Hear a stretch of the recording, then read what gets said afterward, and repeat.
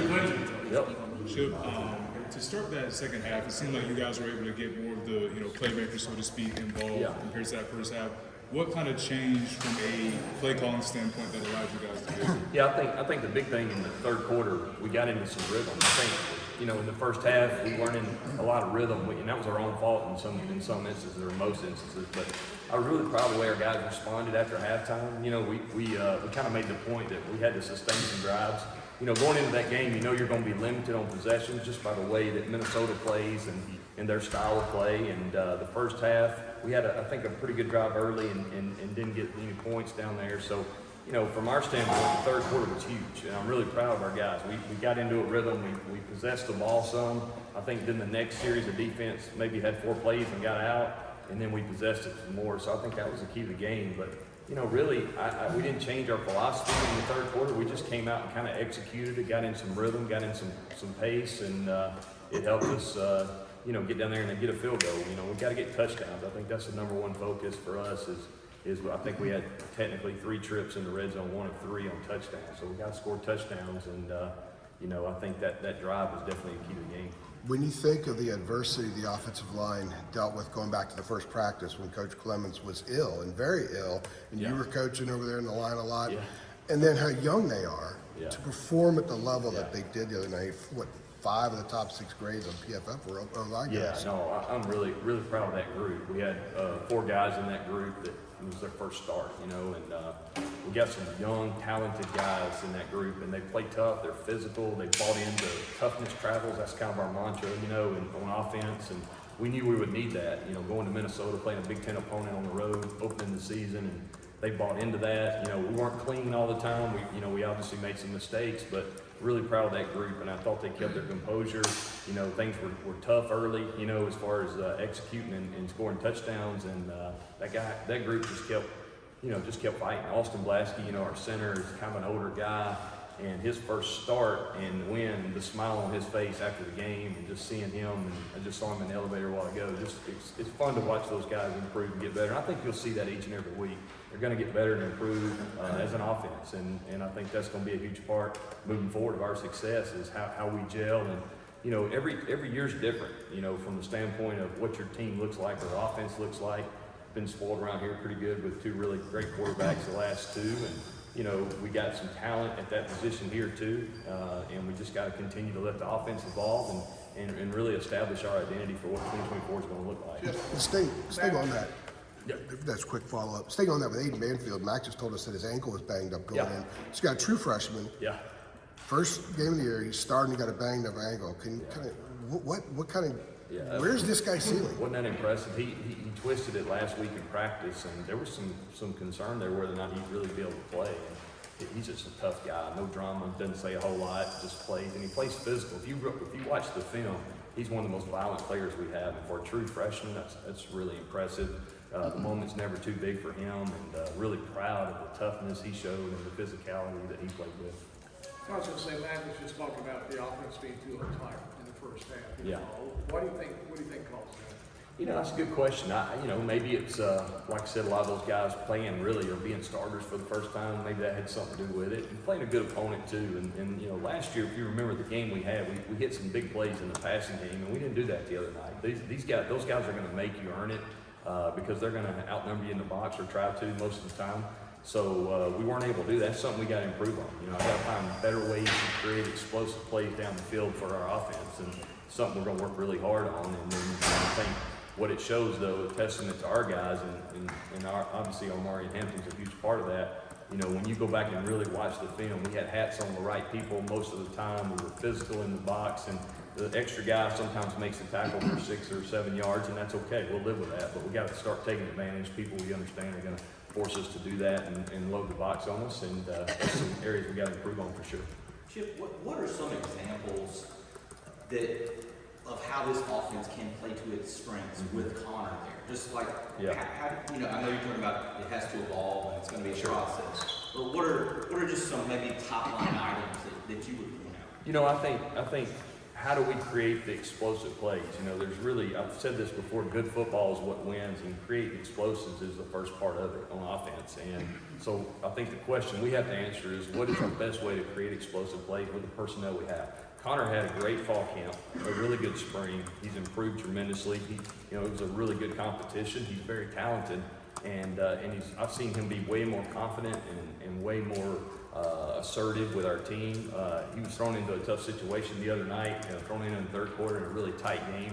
And other than the one hiccup on the draw where the ball got on the ground, he played pretty solid. He executed and did what we asked him to do. And I think you're going to see him evolve. And he's still a young player. He's played a little bit last year here and there, but our goal is to build the offense around his strengths, and that's what you do when you're in coaching, and we got to do our part as coaches. And this offense, sometimes you go into a season thinking you'll be about this or that on offense, and then you find out, man, by the end of the year we weren't as good as I thought we were going to be at certain things. And I think that's what we're doing right now, is trying to do a biggest self-evaluation. And that O-line that you mentioned earlier is going to be a huge part of it, and Amari Hampton's always going to be a huge part of it. But we got playmakers on the outside too. I've got to do a better job of getting those guys more opportunities, and that's something we didn't do a good job of the other night. You say build around the strengths of Connor. What are his strengths that you're going to focus on? Sure, he's got a big arm. He can throw. I think he can throw the ball down the field. I think he's extremely talented from an arm talent standpoint. I think he's a really good athlete. We all seen him when he breaks loose in the open. He can really run. He's a smart kid. He'll work extremely hard. The more he plays, the more confidence I think he'll play it with. And I think he's already made a lot of progress in that respect. And then, we got the offense. When you say build it around the strengths of our playmakers, it starts with number 28. I think he's one of the better players in the country. And then I think Darwin's got his role's got to expand some too. We 30 carries a game is probably not exactly what we're looking for with Amarian, but sometimes the game dictates that. It's one of the hardest things in coaching is as the game goes, you get a feel for what the game's like, right? That was a slugfest, rainy night. It was a man's man game there inside. I mean, you had to be ready to be physical at all positions, and we answered the bell, man. That's one of the things I'm really proud of. And as the game went, and it's going to be a tight game, we wanted to make sure that we kept the offense in a good spot where we didn't make any mistakes and try to win the football game no matter what. And that's the number one thing, is trying to win the game. And at the same time, we're not happy with the production we got, and we got to improve in that area. When you mentioned Connor's athleticism, does the job of the offensive line change in any ways with shifting the pocket and kind of? Not really. We have the ability to move in the pocket. Didn't do that a ton the other night. We're getting a lot of outside pressure the other night. It's really hard to run nakeds and move it when you're getting pressure from the edge, and we were getting a lot of that. So, our deal the other night was trying to run the ball inside different ways. My daughter will always say, you run the same play over and over inside. It's not true. The scheme's always different. So I catch that at home. I catch that at home too.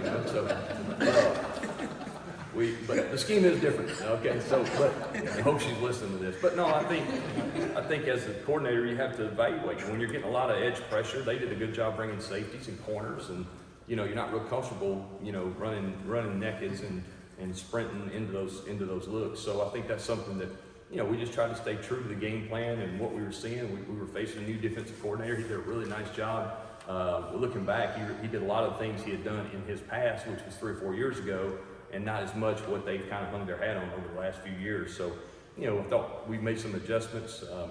For instance, they played a lot more, covered the center a lot more than they had shown, and I thought Austin did a great job, because a lot of times he's left on an island when that happens, and he did a great job handling that. So, as the game goes, those are things that are tough in openers. A lot of times in openers, you don't always know what to expect. People have different looks and wrinkles, and, I think we handled those things well, and, I'm sure we'll see a little bit of that as we move forward. Sure. One thing that Matt was talking about when he was just in here was, now that Connor's the starter, kind of getting Jacoby ready, making sure that he's ready to go. Where would you say Jacoby is right now? Obviously, he came in a little bit later. Where would you say he is right now as far as readiness to play? Yeah, I think he's getting closer and closer. I think, he came in a little bit behind the 8 ball a little bit because of the timing of when he got to go with us. He had to finish a class in the summer, and that delayed him a little bit till late summer. He is a smart kid. He can really throw it. He's getting more and more comfortable, and now it's time for him, right? He's got to prepare and be ready to go at some point. And whether or not we play well and take off, or whether or not that we need a spark. He's got to be ready to go. He understands that. He's excited about the opportunity. All of us are heartbroken about Max, obviously, and we love him, and this team loves him, and he's been such a great leader for us and a great kid, and just handles himself the right way. And, I'm trying to get him back here as soon as we can to help me prepare these other guys, and he's still a huge part of what we're doing when we miss him, and ready for him to get back. Chip, what, I know it's a one-game sample size, but what stands out about UNC Charlotte's defense and what you saw from them against JMU? Yeah, I think those guys, they present a lot of looks, and they're very, very physical. They play fast. They play, they play with a lot of, I guess, not flair, so to speak, but those guys are going to really challenge you. I think their defensive coordinator does a great job of giving you different coverages and different looks behind it. They'll bring some pressure. They'll have some pressure looks. They'll also play a lot of zone. So, I think for us, we've got to worry about executing our plays and be better at what we're doing. At the same time, we have to be aware of what's going on with those guys as well. But I think for us, the other night, when you look back, just some of our self-inflicted wounds probably kept us from scoring touchdowns. And that's what we have to improve on and really just try to execute our offense at a higher level. Chip, did they try and take him out of the game or something because he wasn't targeted? Yeah, Paysor's still he's getting more and more healthy. He's had the foot, and I think he's getting closer and closer. He played limited snaps the other night. The other night too, we played a lot of 12 personnel, 2 tight ends. It kind of felt like it was that kind of game, in my opinion, and that's what we did. So that limited Nate and his snaps. That's not really what we ideally planned to do, but it kind of became that game. Like I said, we did enough to win. That's the number one thing. But we definitely got to get Kobe and Nate more better, and we'll do that moving forward. How to go with the communication with the helmet? I know other teams have had problems, and you were Yeah. on a stormy night with Yeah. the helmet. No, we didn't have Were any. you worried about that? Not really. The only thing I was worried about was would they be able to hear, with the crowd and all that, because we hadn't really been in that atmosphere with it. But no, we didn't have any issues. I thought we handled that pretty well. Neither quarterback seemed to have it. No, neither one. One other thing too was a 2-minute timeout. Does that change a whole lot for you? Yeah, a little bit. I think it, it came up, it just, in my mind, it gives you a little extra, another timeout. We're really big here on trying to save timeouts. It's one thing Coach Brown really focuses on and gives you opportunities, and so you got more options at the end of the game. But, it gives you a chance to regroup there when the 2 minute, I don't think they want you to call it warning, right? 2 minute timeout. I think it's, for some reason, but anyway, it's, gives you a chance to regroup, and, I kind of like it. I think it's something that really helps us, and something you got to get used to too. But I like it. Chip, have you seen any sort of different body language, personality from Connor in the last couple of days, knowing that he is now the guy leading this offense without question? Is there any sort of difference to him at all? Not really. I think Connor knew he was in a heated competition, and I think Connor developed a lot of confidence throughout fall camp. I think he carried himself that way. I think he's continued to do that. I know he was excited. I heard him say he was nervous going in the game the other day, but it was a good nervous. Excitement about getting the opportunity, even though it was under unfortunate circumstances. But I think he's a smart kid. He was a really good player in high school. Won a couple state championships. He played at a high level. That program he came from in Alabama, I'm very familiar with, and they do a great job. They play in big time national games, and they play for state championships. And it's not Division I football in the ACC, but it's a high level, and I think the more he plays, the more snaps that he gets, the more comfortable he'll be. And he's not an arrogant guy. He always carries himself with confidence, and I think our team, I want to say, they'll rally around him. I really believe that. It's a gut punch to lose Max, but I think our team will rally around him. We'll play good football, and that's what our goal is, and that's what we're looking at doing. How much further ahead is Connor now, having had the experience of already preparing as a starter for the bowl game and having a lot of time to learn about that? Well, he's leaps and bounds ahead. The bowl game, he had the 2 weeks to get ready, and that was his first real action. We played a pretty good defense in West Virginia that night, and we didn't help him in some areas too. But I think his confidence has grown, and I think he's more prepared. I think he's a better player. I think you'll see some of that, and he's going to make mistakes from time to time, as all of them do. Drake made some, and I'm sure Sam did when he was here. So that's part of it. But we got to limit those mistakes, and we're trying to play good complementary football. I think we're doing that. We understand that there's times that we got to win those low scoring tight games, and that's one thing we did. And again, I'm so proud of our guys for the toughness and the determination. It was a gritty game. Can you feel the likeness? How would you Jacoby and Connor alike, and then what are the differences?